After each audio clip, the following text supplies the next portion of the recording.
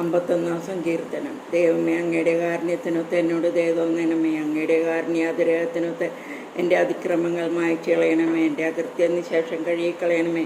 എൻ്റെ പാപത്തിൽ നിന്ന് എന്നെ ശുദ്ധീകരിക്കണമേ. എൻ്റെ അതിക്രമങ്ങൾ ഞാൻ അറിയുന്നു.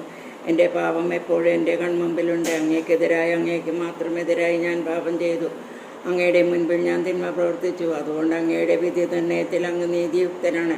അങ്ങയുടെ വിധിവാചകം കുറ്റമറ്റതാണ്. പാപത്തോടെയാണ് ഞാൻ പിറന്നത്.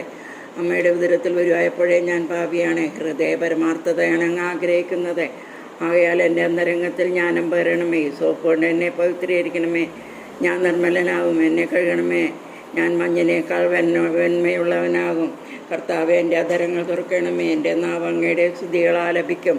എൻ്റെ പാപത്തിൽ നിന്ന് മുഖം മറയ്ക്കണമേ. എൻ്റെ അകൃത്യങ്ങൾ മായ്ച്ചു കളയണമേ. ദൈവമേ, നിർമ്മലമായ ഹൃദയം എന്നിൽ സൃഷ്ടിക്കണമേ. അചഞ്ചലമായ ഒരു നവചൈതന്യം എന്നിൽ നിക്ഷേപിക്കണമേ. അങ്ങയുടെ